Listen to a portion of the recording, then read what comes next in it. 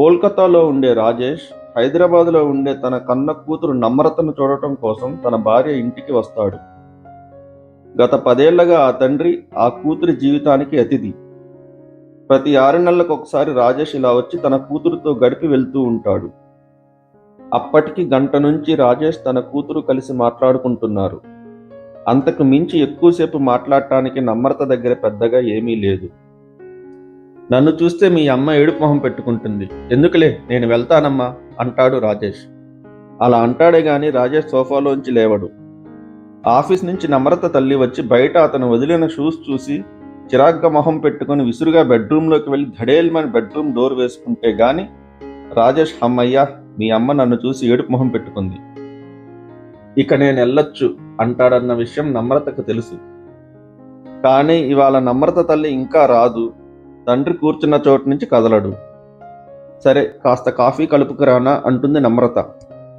పోనీ నేను కలపనా కాఫీ అంటాడు కొంచెం చనువుగా రాజేష్. నమ్రత ఉలిక్కిపడి, వద్దు వద్దు, అమ్మ వచ్చిందంటే అసలు నీకు హాల్లోకే పర్మిషన్ లేదు, అందుకే మనం బయట కలుద్దామంటాను, నువ్వు మాత్రం వినవు, అమ్మ సంగతి తెలిసి కూడా నువ్వు కావాలనే చేస్తున్నావు అనిపిస్తుంది. ఆ దెబ్బకి రాజేష్ మొహం చిన్నదైపోద్ది. ఒక్క క్షణం తమాయించుకొని, బయట కలవటానికి నువ్వేమన్నా పరాయిదానివా, నా కూతురివి, నీవు ఎలా బ్రతుకుతున్నావో నాకు తెలియాలి కదా అంటాడు. ఏం తెలియాలి నానా నీకు? బేసిక్గా మీ అమ్మతో నీ జీవితం ఎలా ఉందో గమనించవద్దా? నేను దూరంగా ఉంటాను కదమ్మా. నిన్ను గుర్తు చేసుకున్నప్పుడు ఏ రెస్టారెంట్లోనో మాల్లోనో జనాల మధ్యలో జ్ఞాపకంలా ఉంటే ఒక తండ్రిగా నాకు చాలా బాధ అనిపిస్తుంది. కూతురితో అనుబంధం చెదిరిపోకుండా, సంబంధం తెగిపోకుండా ఉండేందుకు గత 10 సంవత్సరాలుగా రాజేష్ ఎంతటి అవమానాన్నైనా పట్టించుకోకుండా ప్రయత్నం చేస్తూనే ఉన్నాడు. నాన్నకు కాఫీ ఇస్తూ నమ్రత, నాన్న, నాకు ఊహ తెలిసినప్పటి నుంచి అమ్మ నువ్వు గొడవ పడుతూనే ఉన్నారు, మీరిద్దరూ ఒక్కటిగా ఎప్పుడైనా ఉన్నారా అని అడుగుతుంది. అప్పుడు రాజేష్, నేను జాబ్లో జాయిన్ అయిన 2 సంవత్సరాలకి అదే కంపెనీలో మీ అమ్మ కూడా జాయిన్ అయింది. వర్క్లో నా స్మార్ట్నెస్ చూసి మీ అమ్మ సిన్సియారిటీ చూసి నేను ప్రేమలో పడ్డాం. నాన్న, నా ప్రశ్నకు సమాధానం చెప్పు, ఇవన్నీ కాదు. అప్పుడు రాజేష్, తల్లి బుద్ధి అనుకుంటాడు. ఆమె కూడా ఇంతే, సోదంతా వద్దు, పాయింట్ మాట్లాడు, క్లారిటీగా మాట్లాడు అంటుంది. చేసిన ప్రతిదానికి క్లారిటీ అంటే ఏం చెప్తాం? నాన్న, ఏదో ఒకటి చెప్పు, మీరిద్దరూ ఎప్పుడూ క్లోజ్గా లేరా? ఎందుకు లేం తల్లి, చాలా క్లోజ్గా ఉండేవాళ్ళం, పెళ్లికి ముందు పెళ్ళైన తర్వాత కూడా. నీవు కడుపులో ఉన్నప్పుడైతే చాలా అపురూపంగా ఉండేవాళ్ళం. నిజానికి మీ అమ్మ చాలా మంచిది. ఎవరికైనా కష్టం వస్తే చూడలేదు, నష్టం వస్తే అడ్డుపడకుండా ఉండలేదు. ప్రతి పనిలో ఆత్మవిశ్వాసం. ఆ ఆత్మవిశ్వాసమే నన్ను ఆకర్షించింది. కానీ మా ఇద్దరికీ పొసగలేదు, కలిసి ఉండటంలో విఫలమయ్యాం. ఇప్పుడేమీ లాభం లేదు నాన్న, నువ్వు లేకుండా అమ్మ ఎలా జీవించిందో నువ్వు ఎప్పటికీ తెలుసుకోలేవు. నన్ను ఎలా పెంచిందో, మేమిద్దరం ఎలాంటి కష్టాలకి తట్టుకొని నిలబడ్డామో నీ ఊహకు కూడా అందదు. అమ్మ నిద్రలోంచి ఉలిక్కిపడి ఎన్నిసార్లు లేచిందో లెక్క కూడా పెట్టలేం. నువ్వు ఇప్పటికే ఇంకొక పెళ్లి చేసుకొని ఉంటే బాగుండేది నాన్న. మంచైనా చెడైనా నా మనసంతా మీ ఆలోచనలే. నీవు పుట్టాక విడిపోయిన జీవితం కదా నాది, చాలా కష్టంగా ఉంటుంది. హాయిగా నిద్రపోయి యుగాలే అవుతుంది.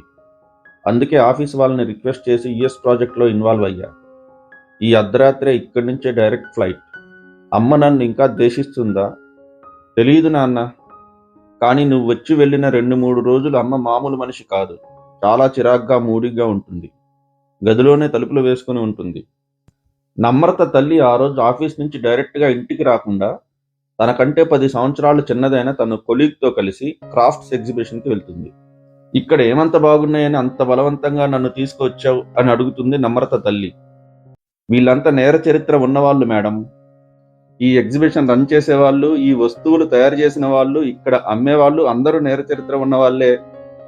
ఇప్పుడు మనతో మాట్లాడిన అతను కూడా ఏ దొంగతనం చేసినవాడో లేక డ్రగ్స్ అమ్మినవాడో అయి ఉంటాడు. నమ్రత తల్లి కంగారు పడి, మరిక్కడికి ఎందుకు తీసుకొచ్చావు అని అడుగుతుంది. ఈ ఎగ్జిబిషన్ పెట్టినతను ఏదో నేరంలో 6 సంవత్సరాలు జైలు శిక్ష అనుభవించి వచ్చాడంట. అది తెలిసి అతనికి ఎవ్వరూ పనివ్వలేదంట. అలా తిరగ్గా కొన్ని నెలల తర్వాత ఒక కార్పెంటర్ అతనికి పనిచ్చాడంట. తనకు జీవితంలో మరో అవకాశం దొరకటం ఎంతో అపురూపంగా భావించిన అతను తనలాంటి వాళ్లకు ఏదో ఒక ఉపాధి కల్పించాలని భావించాడంట. అలా తన యజమానిని ఒప్పించి తనలాంటి నేరస్తుల్ని వెతుక్కొని పట్టుకొచ్చి వాళ్ళ టాలెంట్ని బట్టి రకరకాల వస్తువులు తయారు చేయించి ఈ ఎగ్జిబిషన్ పెట్టే స్థాయికి వచ్చారు. ఎంత గొప్ప విషయం! వాళ్ళకి మన వంతుగా ఎంకరేజ్మెంట్ ఇవ్వాలి కదా మేడం. నిజమే కదా అనిపించింది నమ్రత తల్లికి. తనొక ఫ్లవర్ వాజ్, తన కొలీగ్ ఒక ఆర్ట్ ఫ్రేమ్ కొనుక్కొని ఎవరింటికి వాళ్ళు బయలుదేరారు. ఎంతో ఆప్యాయంగా పలకరిస్తూ చిరునవ్వు చెక్కు చెదరకుండా, ఎక్కడా విసుక్కోకుండా ముచ్చటగా ఒక్కొక్క వస్తువును చూపించిన వీళ్ళందరూ జైలు పక్షులా? సరే తల్లి, అమ్మ మొహం చూడకుండానే వెళ్లాల్సి వస్తుంది. మళ్ళీ కనీసం 1 సంవత్సరం పాటు నిన్ను కూడా చూడలేను అంటూ బాధగా కూతురు దగ్గర సెలవు తీసుకొని ఎయిర్పోర్ట్కి బయలుదేరతాడు రాజేష్. ఆ రాత్రి నమ్రత తల్లికి నిద్ర పట్టదు. జీవితంలో పొరపాట్లు అందరం చేస్తాం, కానీ అందరికీ శిక్ష పడదు. కానీ వీళ్ళు చేసిన తప్పుకు శిక్ష అనుభవించిన వాళ్ళు. వీరికి మరో అవకాశం ఇవ్వాలి కదా మేడం. 10 సంవత్సరాల క్రితం రాజేష్ ఇల్లు విడిచి వెళ్ళిన 2 నెలల తర్వాత వేరే నెంబర్ నుంచి నమ్రత తల్లికి ఫోన్ వస్తుంది. కమల, నేను తప్పే చేశాను, సమర్థించుకోను. కానీ నిన్ను పాపని చూడాలనిపిస్తుంది. 6 నెలలకోసారి వచ్చి నీ కూతుర్ని చూసి వెళ్ళొచ్చని చెప్పానుగా. ఫోన్ కట్ అయిపోతుంది.